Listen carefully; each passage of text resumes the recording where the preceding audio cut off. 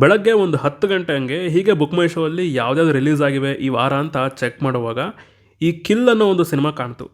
Typical Bollywood cinema ಇದಾಗಿರುತ್ತೆ ಅಂತ ಸುಮ್ಮನಾದೆ. 24 ಗಂಟೆ ಒಳಗೆ ನನಗೆ ಈ ಸಿನಿಮಾ ಮೇಲಿದ್ದ ಒಪಿನಿಯನ್ನೇ ಚೇಂಜ್ ಆಗೋಯ್ತು. ಇದಕ್ಕೆ ಅಲ್ವಾ ಹೇಳೋದು, we should never judge a book by its cover ಅಂತ. ಯಸ್, ಹಾಯ್ ಹಲೋ ನಮಸ್ಕಾರ, ನೀವು ನೋಡ್ತಾ ಇದ್ದೀರಾ ನನ್ನ ಪ್ರಕಾರ. Kill, directed by Nikhil Nagesh Bhat, starring Lakshya, Tanya and Raghav in lead roll.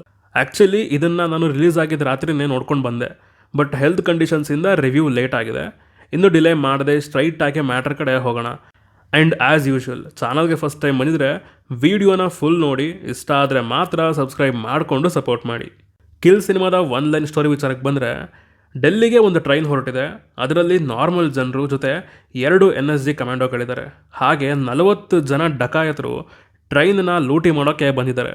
ಲೂಟಿ ಮಾಡೋವಾಗ ಅನ್ಎಕ್ಸ್ಪೆಕ್ಟೆಡ್ ಆಗಿ ಏನೇನಾಗುತ್ತೆ, ಯಾರು ಯಾರನ್ನೆಲ್ಲ ಕಿಲ್ ಮಾಡ್ತಾರೆ ಅನ್ನೋದನ್ನು ನೀವು ಸಿನಿಮಾ ನೋಡಿದ್ರೆ ತಿಳ್ಕೊತೀರಾ.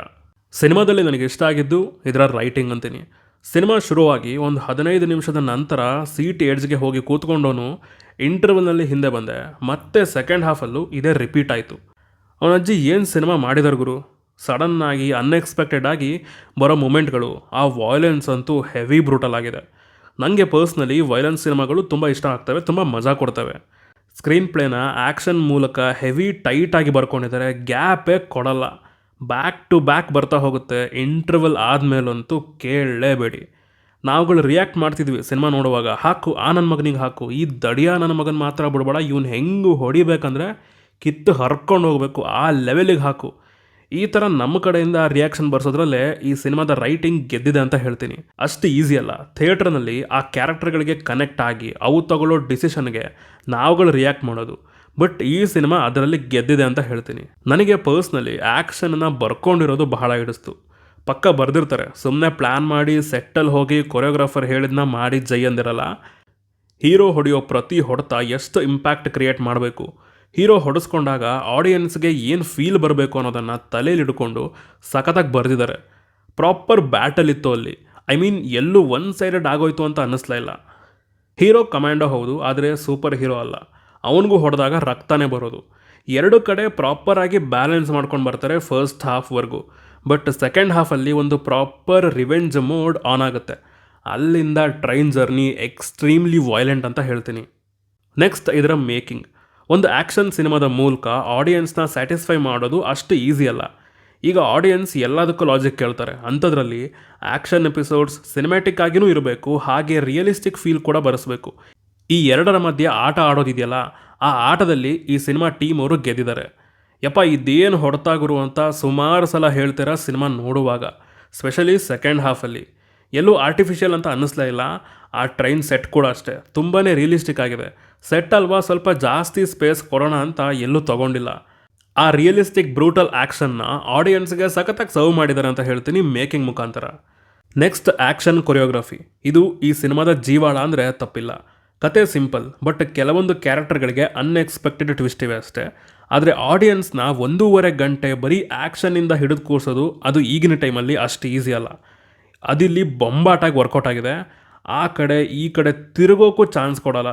ಹೀರೋ ಪ್ರತಿ ಸಲ ಸ್ಕ್ರೀನ್ ಮೇಲೆ ಬಂದಾಗಲೂ ಇವಾಗ ಯಾವ ಥರ ಹೊಡಿಬೋದು, ಇವನ್ನ ಯಾವ ಥರ ಕೊಲ್ತಾನೆ, ಯಾವುದ್ರಲ್ಲಿ ಕೊಲ್ತಾನೆ, ಇವೇ ತಲೆಯಲ್ಲಿ ಬರ್ತಾ ಹೋಗುತ್ತೆ. ಯಾವುದು ರಿಪೀಟೆಡ್ ಅನ್ಸಲ್ಲ, ಯಾವುದು ಲಾಜಿಕ್ಲೆಸ್ ಥರನೂ ಫೀಲ್ ಬರಲ್ಲ. ಆ ಆ್ಯಕ್ಷನ್ ಎಪಿಸೋಡ್ಸಲ್ಲಿ ಗ್ರಾಫ್ ಅನ್ನೋದು ಮೇಲೆ ಹೋಗ್ತಾನೇ ಇರುತ್ತೆ till the end of the film.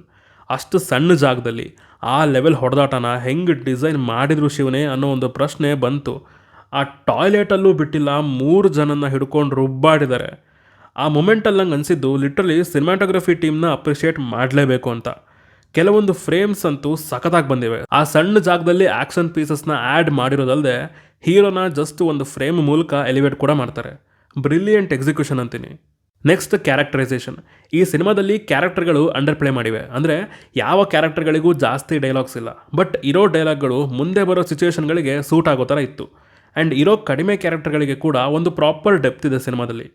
Hero ಒಬ್ಬ NSG ಕಮಾಂಡೋ, ಒಬ್ಬ ಸೈನಿಕನ ಮೊದಲ ಕರ್ತವ್ಯ ಪ್ರಾಣ ಉಳಿಸೋದೇ ಹೊರತು ಪ್ರಾಣ ತೆಗೆಯೋದಲ್ಲ. ಸೊ ಹೀರೋ 1 ಪಾಯಿಂಟ್ವರೆಗೂ ಯಾರನ್ನೂ ಸಾಯಿಸಿರಲ್ಲ, ಜಸ್ಟ್ ಹೊಡಿತಾ ಇರ್ತಾನಷ್ಟೇ. ಅವನು ಸಾಯಿಸಬೇಕಂದ್ರೆ ಆ ಪಾತ್ರಕ್ಕೊಂದು ಸ್ಟ್ರಾಂಗ್ ಮೋಟಿವ್ ಬೇಕು. ಅದು ಸಿಕ್ಕ ನಂತರ ಆ ಕ್ಯಾರೆಕ್ಟರ್ ಸಾಯಿಸೋಕೆ ಶುರು ಮಾಡುತ್ತೆ. ಅಲ್ಲಿ ಆ ಕ್ಯಾರೆಕ್ಟರ್ ಚೆನ್ನಾಗಿ ಡಿಫೈನ್ ಆಯಿತು ಅಂತ ಅಂತೀನಿ. ಹಾಗೆಯೇ ವಿಲನ್ ಕ್ಯಾರೆಕ್ಟರ್ ಕಡೆ ಬಂದರೆ ಭಯನೇ ಇಲ್ಲದೆ ಇರೋ ಆ ಕ್ಯಾರೆಕ್ಟರ್ ಕೂಡ ಒಂದು ಪಾಯಿಂಟಲ್ಲಿ ಭಯ ಪಡುತ್ತೆ. ಆ ಪಾತ್ರನೂ ಅಷ್ಟೇ ತೀರಾ ಬಂಡುಗೆಟ್ಟ ನನ್ನ ಮಗ ಗುರು ಅನ್ನೋ ಒಂದು ಫೀಲ್ ಬರೆಸುತ್ತೆ. ಆ ಪಾತ್ರಗಳು ನಮಗೆ ಹತ್ತಿರ ಆಗಿದ್ದು ಅವುಗಳ ಪರ್ಫಾರ್ಮೆನ್ಸಿಂದ ಅಂದರೂ ತಪ್ಪಿಲ್ಲ. ಸ್ಪೆಷಲಿ ವಿಲನ್ ಕ್ಯಾರೆಕ್ಟರ್ ಪ್ಲೇ ಮಾಡಿದ ಆರ್ಟಿಸ್ಟ್ ತುಂಬ ಇಂಪ್ರೆಸ್ ಮಾಡಿಬಿಟ್ರು. ಆ ವಿಲನ್ ಶೇಡ್ನ ಸಖತ್ತಾಗಿ ಕ್ಯಾರಿ ಮಾಡಿದರೆ ಸಿನಿಮಾದ ಶುರುವಿಂದ ಕೊನೆವರೆಗೂ. ಇನ್ನು ಹೀರೋ ಕೂಡ ಅಷ್ಟೇ. ಇಲ್ಲಿ ಅವ್ರಿಗೆ ಆದಂತಹ ಕೆಲವೊಂದಿಷ್ಟು ಎಮೋಷನಲ್ ಮೂಮೆಂಟ್ಸ್ಗಳಿವೆ. ಅದರಲ್ಲಿ ಅವರ ಪರ್ಫಾರ್ಮೆನ್ಸ್ ಇಂಪ್ಯಾಕ್ಟ್ಫುಲ್ ಆಗಿತ್ತು. ಇನ್ನು ಹೀರೋಯಿನ್ ಅವರ ಪರ್ಫಾರ್ಮೆನ್ಸ್ ಕೂಡ ಅಷ್ಟೇ ಚೆನ್ನಾಗಿದೆ. ತುಂಬ ಕಡಿಮೆ ಸಮಯದಲ್ಲಿ ಅವರಿಬ್ಬರ ಪ್ರೀತಿನ ಆಡಿಯನ್ಸ್ಗೆ ಕನ್ವೆ ಮಾಡೋದ್ರಲ್ಲಿ ಹೆಲ್ಪ್ ಮಾಡಿದೆ ಅಂತ ಹೇಳ್ತೀನಿ. ಇನ್ನು ಸಿನಿಮಾದಲ್ಲಿ ನನಗೆ ಕಷ್ಟ ಆಗಿದಂತ ಅಷ್ಟೊಂದೇನಿಲ್ಲ. ಸಿನಿಮ್ಯಾಟಿಕ್ ಲಿಬರ್ಟಿಯಿಂದ ಕೆಲವೊಂದನ್ನು ಕನ್ವೀನಿಯೆಂಟಾಗಿ ತೋರಿಸಿದ್ದಾರೆ. ಆ್ಯಂಡ್ ಅದು ಬಿಟ್ಟರೆ ಸಿನಿಮಾದ ಸ್ಟೇಜಿಂಗ್ನ ಇನ್ನೊಂದು ಸ್ವಲ್ಪ ನೀಟಾಗಿ ಸೆಟಪ್ ಮಾಡ್ಕೋಬೋದಿತ್ತು ಅಂತ ಅನ್ನಿಸ್ತು. ಎಲ್ಲೆಲ್ಲಿ ಏನೇನು ನಡೀತಾ ಇದೆ ಅನ್ನೋದು ಸ್ವಲ್ಪ ಕನ್ಫ್ಯೂಷನ್ ಕ್ರಿಯೇಟ್ ಮಾಡ್ತು. ನನ್ನ ಪ್ರಕಾರ ಆ್ಯಕ್ಷನ್ ಲವರ್ಸ್ಗೆ ಹೇಳಿ ಮಾಡಿಸಿದಂತಹ ಸಿನಿಮಾ ಇದು. ಮಿಸ್ ಮಾಡ್ಕೋಬೇಡಿ, ಥಿಯೇಟ್ರ್ನಲ್ಲೇ ನೋಡಿ ಸಾಧ್ಯವಾದರೆ. ವಾಯ್ಲೆನ್ಸ್ ಕಷ್ಟ ಆಗುತ್ತೆ ಅನ್ನೋರು ಈ ಸಿನಿಮಾದಿಂದ ಸ್ವಲ್ಪ ದೂರ ಇರಿ. ತುಂಬ ಲೆಂತಿ ಸ್ಟೋರಿ ಆಗಿರಲಿ, ಟ್ವಿಸ್ಟ್ ಆ್ಯಂಡ್ ಟರ್ನ್ಸ್ ಆಗಿರಲಿ ಇಲ್ಲಿಲ್ಲ. ಜಸ್ಟ್ ಒಂದು ರಾತ್ರಿಯಲ್ಲಿ ನಡೆಯೋ ಕತೆ ಅಷ್ಟೇ ಇದು. ಫ್ಯಾಮಿಲಿ ಜೊತೆ ನೋಡ್ಬೋದಾ ಅಂದರೆ ನಾನು ರೆಕಮೆಂಡ್ ಮಾಡಲ್ಲ. ಹೆಣ್ಮಕ್ಳು ಮತ್ತು ಮಕ್ಕಳಿಗೆ ಸ್ವಲ್ಪ ಕಷ್ಟ ಆಗ್ಬೋದು. ಇನ್ನು ಥಿಯೇಟ್ರಿಕಲ್ ಎಕ್ಸ್ಪೀರಿಯೆನ್ಸ್ ಬಗ್ಗೆ ಹೇಳಬೇಕಂದ್ರೆ ಸಿನಿಮಾ ಹಾಲಿಂದ ಹೊರಗೆ ಬಂದಾಗ ಒಂದು ಡೆಲ್ಲಿ ಎಕ್ಸ್ಪ್ರೆಸ್ ಟ್ರೈನಿಂದ ಇಳಿದು ಬರ್ತಿದ್ದೀನಿ ಅನ್ನೋ ಫೀಲ್ ಇತ್ತು. ಆ ಟ್ರೈನ್ ಜರ್ನಿಯಲ್ಲಿ ನಾನು ಇದ್ದೆ ಅನ್ನೋ ಅಷ್ಟು ಇನ್ವಾಲ್ವ್ ಆಗಿದ್ದೆ ಸಿನಿಮಾದ ಒಳಗೆ. ಮ್ಯೂಸಿಕ್ ಬಗ್ಗೆ ಹೇಳೋದು ಮರ್ತಿದ್ದೆ, ಒಂದು ಗನ್ ಎಫೆಕ್ಟ್ ಇದೆ ಸಿನಿಮಾದಲ್ಲಿ. ಆ ಕ್ಯಾರೆಕ್ಟರ್ ಎಂಥದ್ದು ಅನ್ನೋದನ್ನು ನೆನಪು ಮಾಡಿಸಿ ಹೋಗುತ್ತೆ ಆ BGM ಬಂದಾಗೆಲ್ಲ. ಚೆನ್ನಾಗಿತ್ತು. ಸೊ ಇದಿಷ್ಟು ನನಗೆ ಈ ಸಿನಿಮಾ ನೋಡಿ ಹೇಳಬೇಕು ಅಂದ್ಕೊಂಡಿದ್ದಂತಹ ವಿಚಾರಗಳು. ನೀವೇನಾದರೂ ಸಿನಿಮಾ ನೋಡಿದರೆ ನಿಮಗೇನು ಅನ್ನಿಸ್ತು ಅಂತ ಕಮೆಂಟ್ಸಲ್ಲಿ ತಿಳಿಸಿ. ಹಾಗೂ ನೀವು ನಮ್ಮನ್ನು ಇನ್ಸ್ಟಾಗ್ರಾಮ್ ಮತ್ತು ಟ್ವಿಟರ್ನಲ್ಲಿ ಕೂಡ ಫಾಲೋ ಮಾಡ್ಬೋದು ಸಿನಿಮಾದ ಅಪ್ಡೇಟ್ಸ್ಗಾಗಿ. ಸೊ ಸಿಗೋಣ ಮುಂದಿನ ವಿಡಿಯೋದಲ್ಲಿ. ಬಾಯ್.